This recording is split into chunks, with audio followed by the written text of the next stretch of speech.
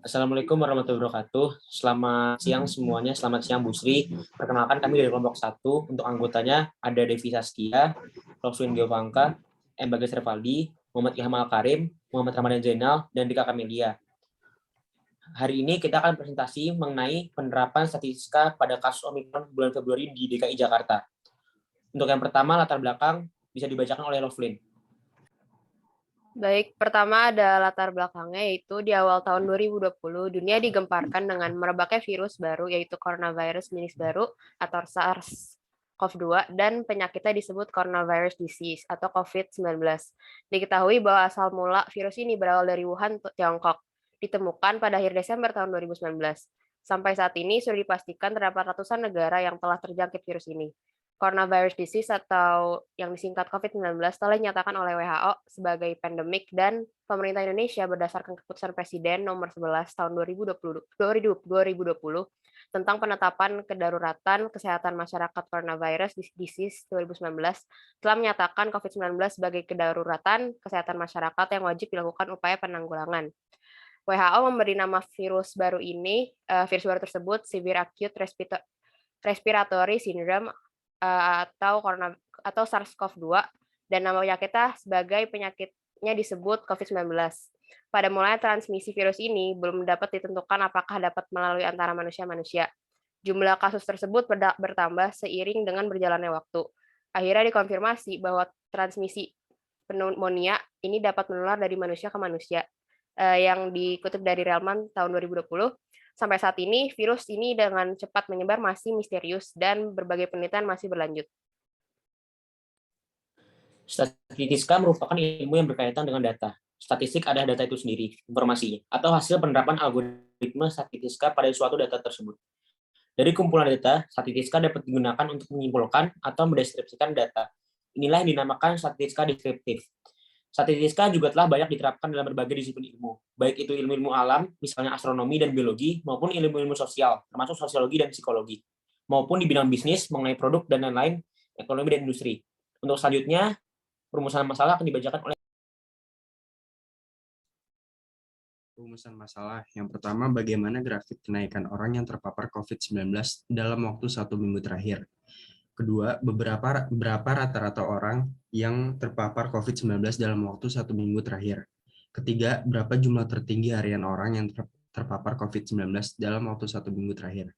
Keempat, berapa nilai median dari data statistik orang yang terpapar COVID-19 dalam waktu 1 minggu terakhir.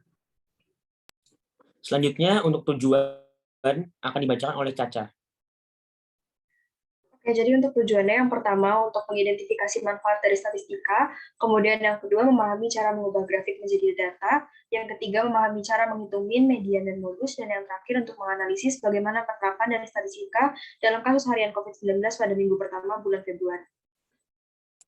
Untuk selanjutnya yaitu pembahasan akan dibacakan oleh Ilham.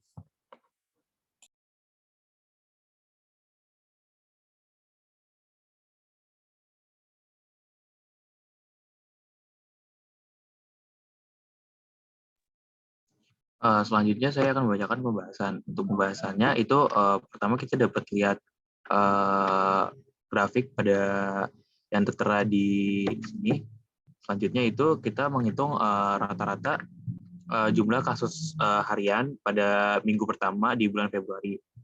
Nah, kita pertama itu cari mean-nya itu dengan rumus X sama dengan X1 tambah X2 ditambah X3 tambah X4 tambah X5 ditambah X6 tambah X7 dibagi 7, itu maksudnya dibagi 7 hari. Selanjutnya, dari data yang kita dapat, itu X1-nya kita dapat 10.735, ditambah 12.295, ditambah 15.024, ditambah 18.027, ditambah 21.374, ditambah 24.765, ditambah 27.024, dibagi 7, dan hasilnya itu 18.491.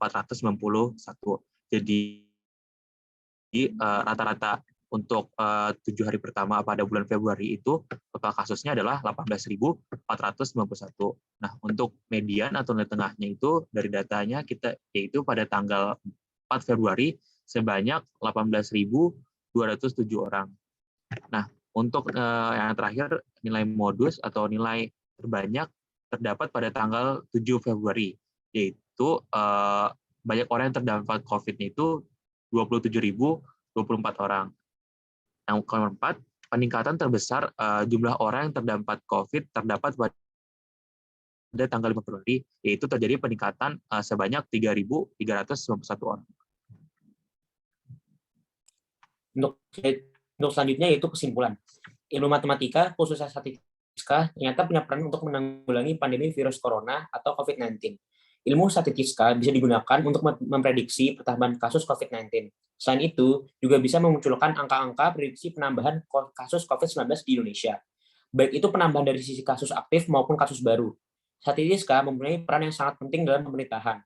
Data-data statistik yang lengkap dan akurat yang dihasilkan melalui kegiatan statistika sangat berguna dalam merencanakan pembangunan dan pengambilan keputusan dalam pemerintahan.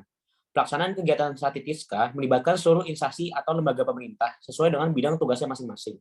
Data statistik dan data dan fakta berdasarkan bukti empiris memegang peranan penting dalam kebijakan yang diambil pemerintah.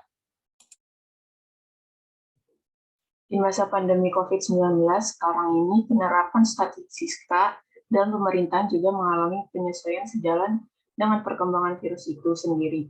Setiap kejadian berkaitan dengan COVID-19 dan akibat atau dampak yang berhubungan dengannya selalu menjadi objek untuk pencatatan yang dilakukan oleh instansi pemerintahan terkait. Dalam hal ini, Kementerian Kesehatan dan gugus tugas percepatan penanggulangan wabah COVID-19, adanya ketidakpastian kapan pandemi COVID-19 ini akan berakhir. Juga menjadi tantangan tersendiri bagi official statistik untuk mengambil bagian dalam usaha menekankan penyebaran COVID-19 di Indonesia. Sekian presentasi dari kelompok 1 tentang penerapan statistika pada kasus Omikron bulan Februari di DKI Jakarta. Sekian dari kelompok 1, kurang lebih mohon maaf. Wassalamualaikum warahmatullahi wabarakatuh.